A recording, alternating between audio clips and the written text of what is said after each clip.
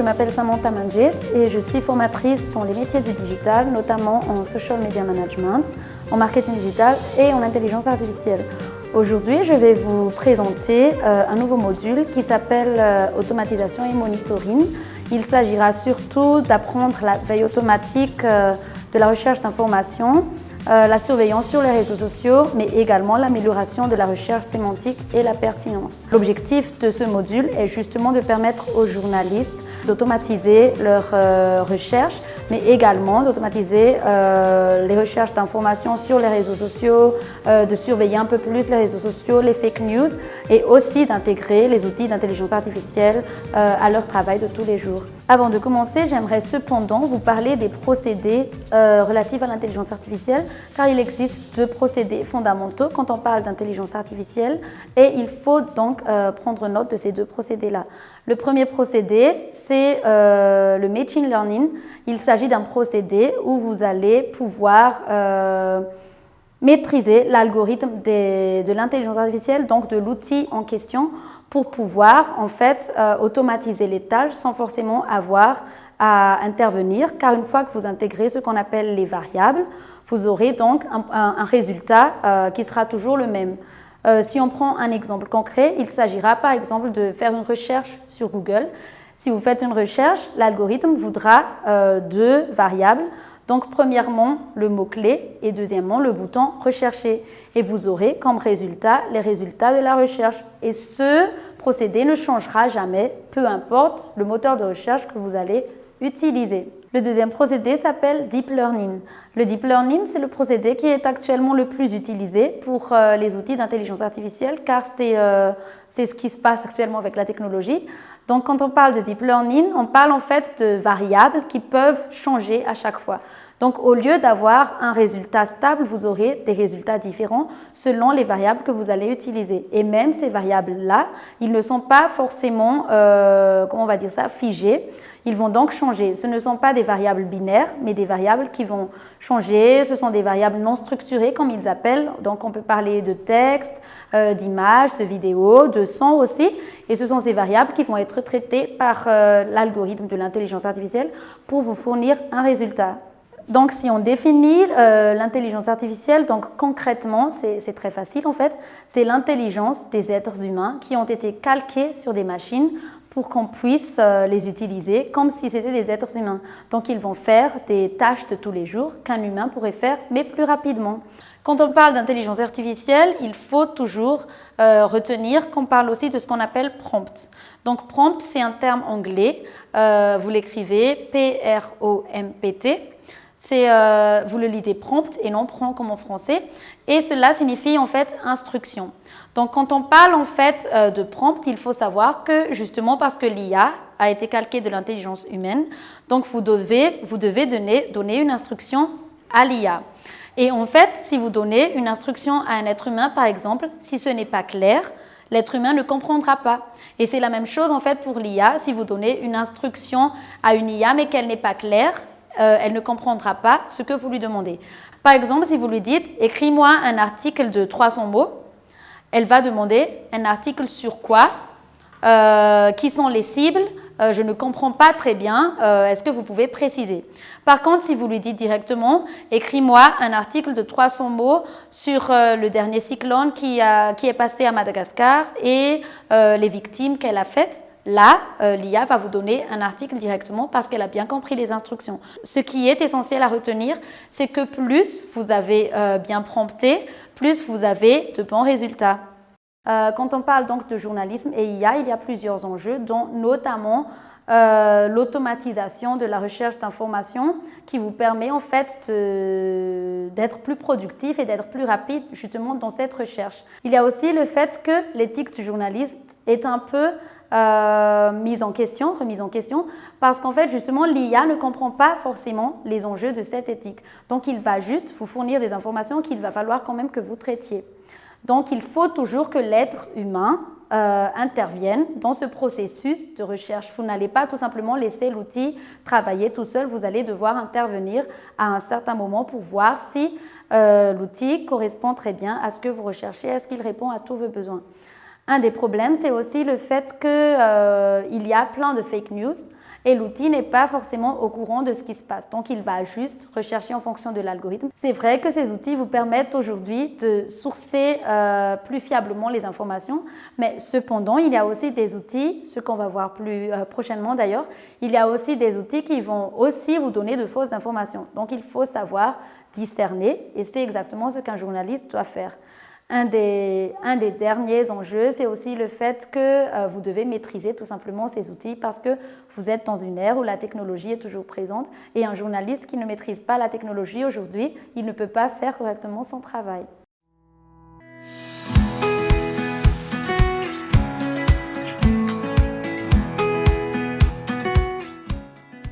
Donc, on va commencer par Google Alert, qui est un outil d'automatisation de recherche d'informations. Vous allez sur google.fr/alerte et là-dessus, vous avez donc une barre de recherche qui va vous permettre de créer une alerte à propos d'un sujet. Ce qui se passe, c'est que vous devez d'abord connecter votre compte Google à Google Alert. Donc, normalement, vous avez un compte Gmail. Et en fait, ce compte Gmail, c'est aussi un compte Google. Donc, par exemple, vous avez une adresse Gmail, comme le mien, par exemple, samantha@gmail.com. Donc, vous allez vous connecter à cette adresse email, ce qui vous permettra ensuite de créer une alerte sur Google Alert. Et une fois sur Google Alert, vous pouvez créer une alerte à travers un mot-clé. Donc, par exemple, vous mettez comme mot-clé investigation. Vous allez mettre investigation là-dessus.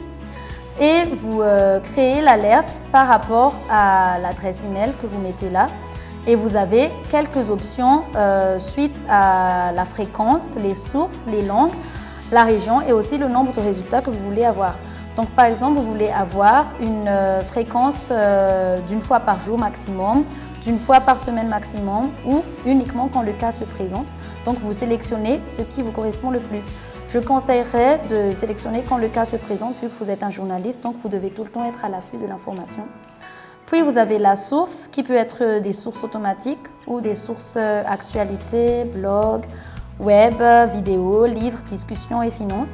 Moi, je conseillerais aussi automatique. Ensuite, vous avez les langues. Donc, vous avez toutes les langues, mais vous avez aussi français, africain, allemand, anglais, arabe, etc. Malheureusement, ils n'ont pas de langue en malgache pour le moment. Mais vous avez les langues qui sont les plus utilisées dans le monde, donc vous pouvez tous les sélectionner. Moi, je préfère toujours sélectionner toutes les langues. Puis vous avez toutes les régions aussi, et vous pouvez aussi sélectionner une région en particulier. Par exemple, par contre ici, vous avez Madagascar, ce qui est bien. Donc vous pouvez faire une veille par région ou une veille dans le monde entier. Moi, je conseillerais dans le monde entier, mais après, ça dépend de l'information que vous recherchez. Et à la fin, vous avez nombre de résultats. Donc, est-ce qu'il y a seulement les meilleurs résultats ou tous les résultats? Je conseillerais aussi tous les résultats. Et après, vous confirmez cette alerte. Et à partir de cela, vous recevrez toujours une alerte dans votre adresse email à tout moment. Le petit inconvénient, c'est que vous avez votre boîte email envahie par les Google Alerts. Mais vous pouvez créer une adresse email uniquement dédiée à cela si vous voulez. Comme ça, vous n'êtes pas dérangé par les autres alertes qui vont tomber alors que vous traitez aussi d'autres informations dans votre boîte email. Et c'est comme ça que ça se passe en général.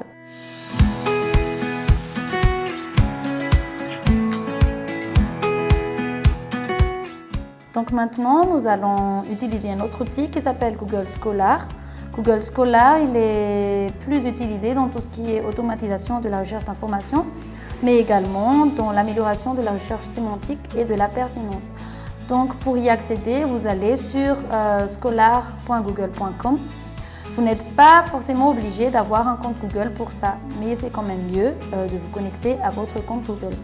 Donc vous avez ensuite cette barre de recherche sur laquelle vous allez taper un mot-clé à nouveau.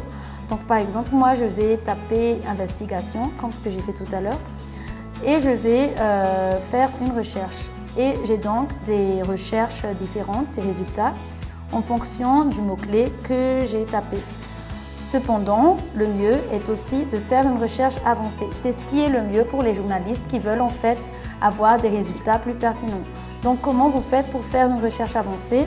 Vous allez dans le menu, ici à gauche, et vous cliquez sur recherche avancée. Et vous avez ici plusieurs fonctionnalités. Donc vous avez article contenant tous les mots suivants d'abord. Donc vous mettez investigation à nouveau, comme tout à l'heure. Puis vous avez cette expression exacte. Si vous avez une expression exacte que vous voulez rechercher, par exemple journalisme d'investigation pour être sûr. Puis vous avez au moins un des mots suivants. Donc par exemple vous avez un mot que vous souhaitez sur lequel vous souhaitez obtenir des résultats, donc vous le mettez là, mais ce n'est pas obligatoire. Aucun des mots suivants pour exclure des mots que vous ne souhaitez pas voir dans vos résultats. Où se trouvent vos mots à n'importe quel endroit de l'article ou dans le titre de l'article. Donc moi je dirais à n'importe quel endroit vu que c'est pour du journalisme. Recherchez des articles rédigés par exemple par un auteur connu ou par un journaliste connu. Recherchez des articles publiés par exemple dans le monde.fr ou dans New York Times. Et recherchez des articles datés de. Donc par exemple, vous recherchez des articles uniquement des années 2000 à 2015, par exemple. Et là, vous faites la recherche et vous avez tous les résultats sur le journalisme d'investigation d'une période spécifique, c'est-à-dire de 2000 à 2015. Et vous avez ici, on a là Dr Marchetti, J.M. Charon, M. Vaness par rapport au journalisme d'investigation. Et c'est en fait comme ça que vous avez une recherche plus avancée et plus aboutie par rapport à vos recoupements et vos documentations.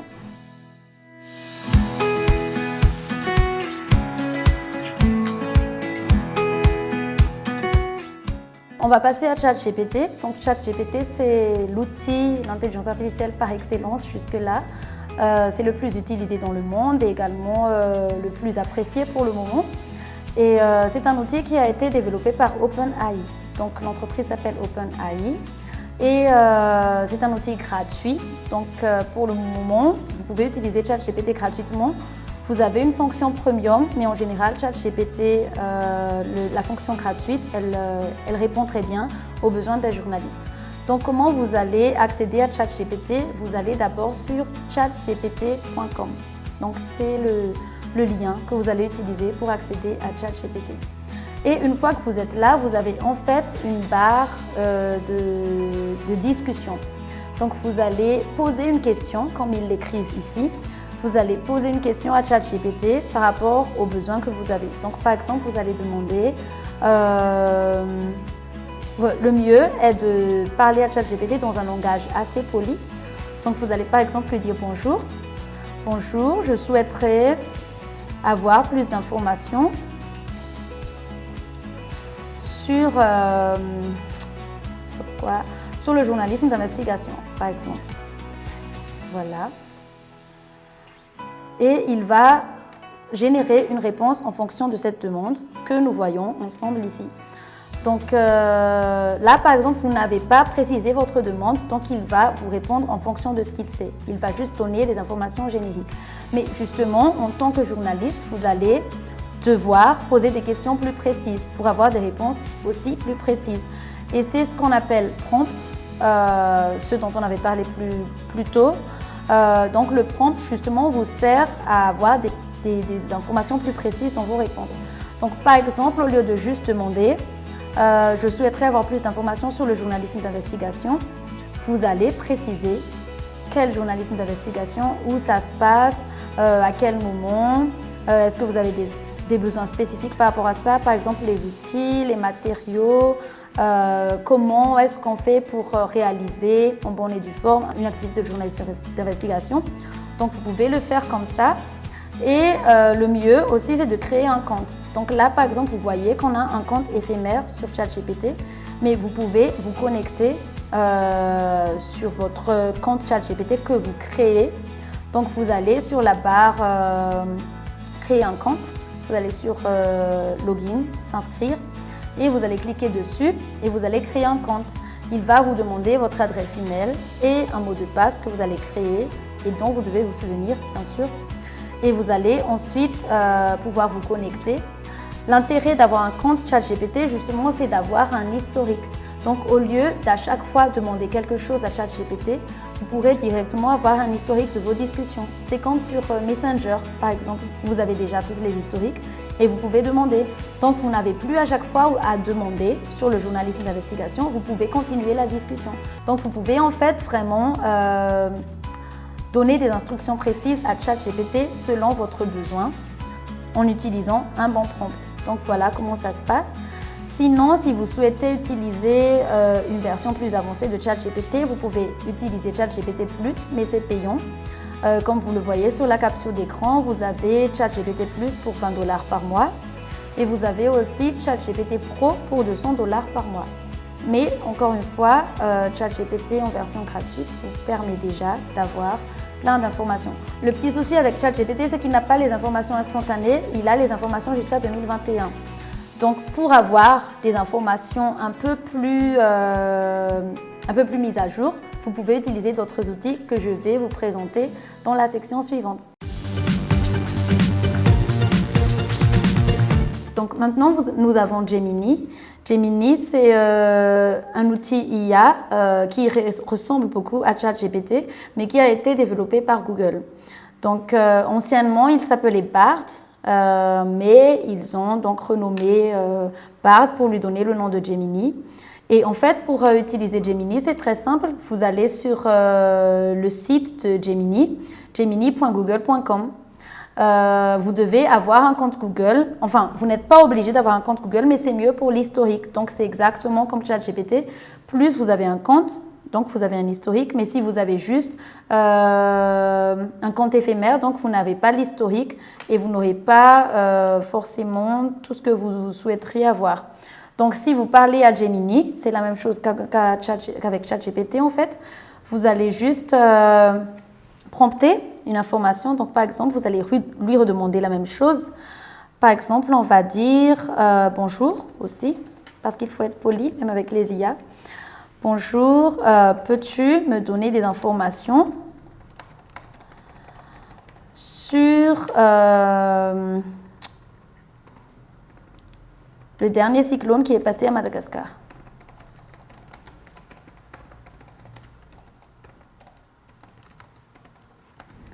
Donc, on attend qu'il réponde.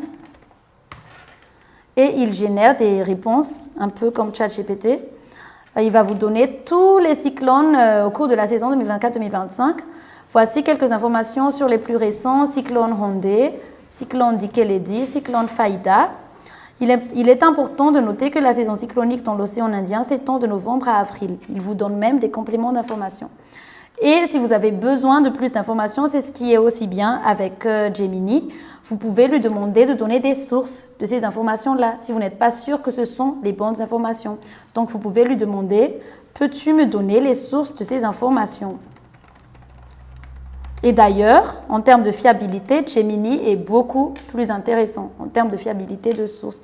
Donc, si vous êtes un journaliste que vous n'êtes pas sûr de savoir quel outil IA utiliser pour être sûr de la fiabilité des sources, je vous conseille Gemini. Et là, vous avez par exemple les réponses par rapport aux sources. Il vous donne 3 sources ici qui vous permettront en fait de voir si ce qu'il a dit est vrai ou pas. Et Gemini, c'est aussi un outil instantané. Donc, il vous permet en fait d'avoir des informations au moment présent. Donc, ce n'est pas comme ChatGPT où vous devez absolument payer pour avoir les dernières nouvelles. Vous pouvez utiliser Gemini gratuitement pour toutes les informations au moment où vous parlez. Et vous pouvez même, si vous voulez, utiliser Gemini pour d'autres activités. Vous pouvez changer votre adresse IP, vous pouvez essayer de générer... attendez, on va essayer de faire ça. Par exemple, peux-tu générer une image par rapport à cette information?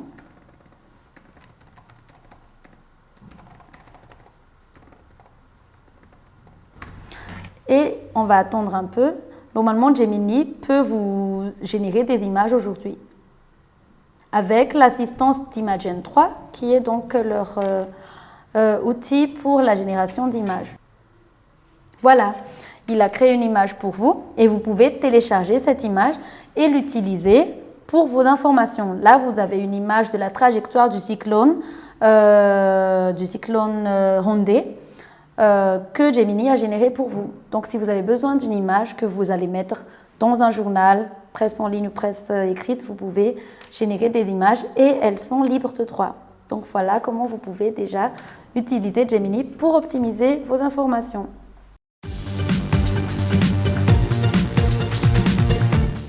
Le dernier outil qu'on va voir aujourd'hui, c'est Killbot. Killbot, c'est un outil d'intelligence artificielle qui est utilisé par tout ce qui est travailleurs en ligne. Donc, on a les community managers, on a les traducteurs, on a les développeurs web et on a aussi les journalistes qui utilisent Killbot pour leur travail au quotidien. Nous avons plusieurs outils sur Killbot, mais avant tout, je vais vous présenter l'interface de Killbot. Donc, comme vous le voyez sur mon interface, killbot.com, c'est l'interface comme vous le voyez sur mon interface, on a killbot.com qui va vous permettre de faire plusieurs tâches. Donc, on a l'outil paraphraseur qui vous permet de reformuler des phrases, que ce soit en français, en anglais, en italien, toutes les langues que vous voulez. Mais il n'a pas le malgache, malheureusement, pour le moment. On a aussi l'outil de correction avec GrammarCheck. On a l'outil détection IA avec AI Detector. On a Plagiarism Checker pour l'outil de détection de plagiat. Et on a aussi d'autres outils que nous allons voir plus tard. Donc, comment vous faites pour utiliser Killbot? Vous allez sur l'icône à droite et vous cliquez sur Login ou Sign Up. Pour mon cas personnel, j'utilise directement mon compte Google. Donc, je clique sur Continuer avec Google, ce qui me permet en fait de lier mon compte Gmail à Killbot directement. Donc, ça m'évite de me remémorer les mots de passe et tout ça. Donc, j'ai tout de suite accès à Killbot et là, j'ai tous les outils dont je vous ai parlé tout à l'heure.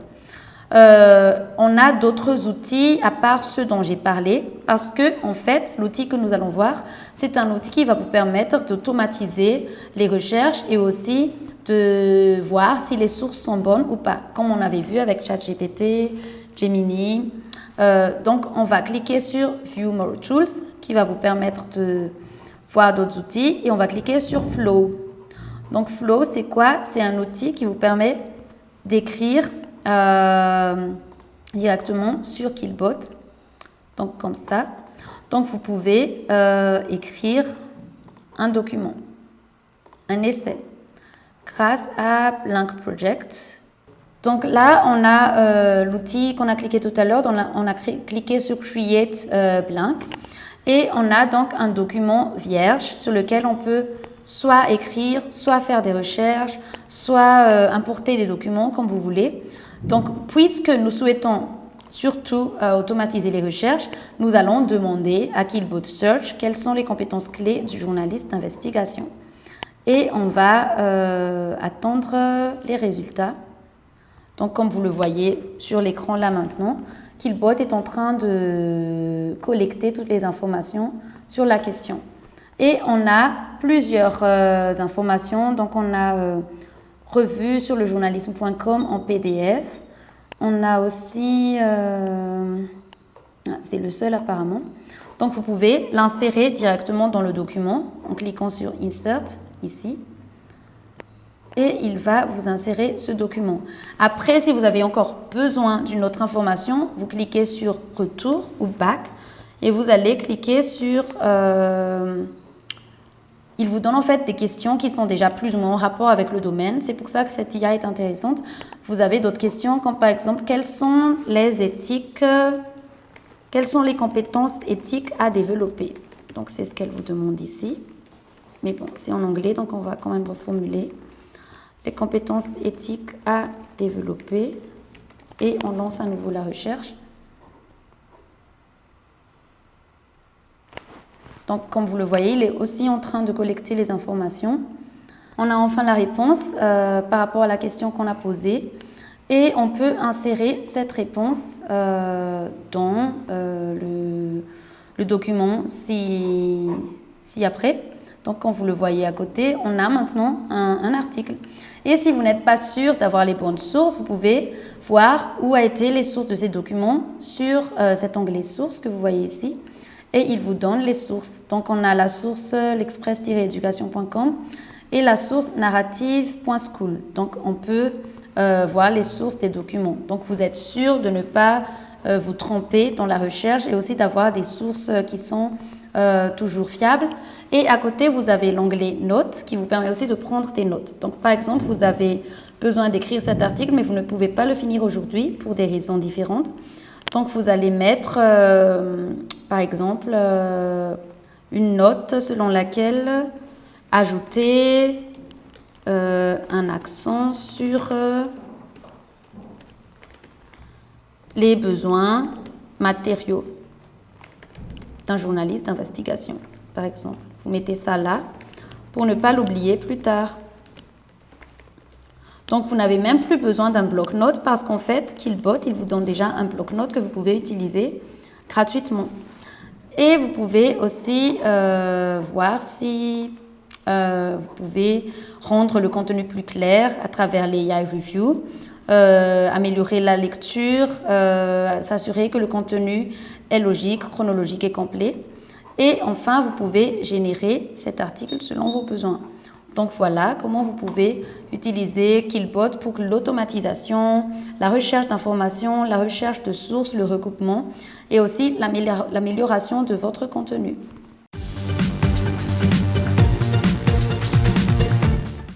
Nous avons donc vu précédemment plusieurs outils d'intelligence artificielle qui vont vous permettre de faire une automatisation des informations, une automatisation de la recherche, une amélioration de la recherche sémantique et de la pertinence, mais aussi une surveillance sur les réseaux sociaux. Cependant, il est important de noter la question de confidentialité et de sécurité des données en utilisant une intelligence artificielle. Donc, ce qui est important à savoir, c'est qu'en fait, quand vous utilisez une intelligence artificielle, elle va stocker vos données dans sa base. Donc, peu importe les données que vous allez intégrer à cette intelligence, elle aura une mémoire qui va lui permettre de se souvenir de ces données-là. Le risque, c'est qu'en fait, à un moment, quelqu'un va utiliser vos données. Comment un autre utilisateur va tout simplement demander une information qui aura peut-être comme réponse vos données, ou peut-être que l'IA elle-même, elle va à un moment publier ces données-là. Normalement, nous avons une éthique sur l'IA qui en fait empêche l'IA de faire cela, mais vu qu'on n'est jamais trop prudent et qu'il s'agit quand même d'outils technologiques qui sont configurés par des êtres humains, il est toujours important de se sécuriser. Donc il ne faut pas intégrer des informations sensibles dans les IA. Si vous avez vraiment besoin d'utiliser les IA pour des informations sensibles, le mieux c'est d'utiliser soit un navigateur privé, soit, si possible aussi, de ne pas utiliser votre compte, donc d'utiliser le chat éphémère, que ce soit sur ChatGPT, sur Gemini ou tout autre outil d'intelligence artificielle.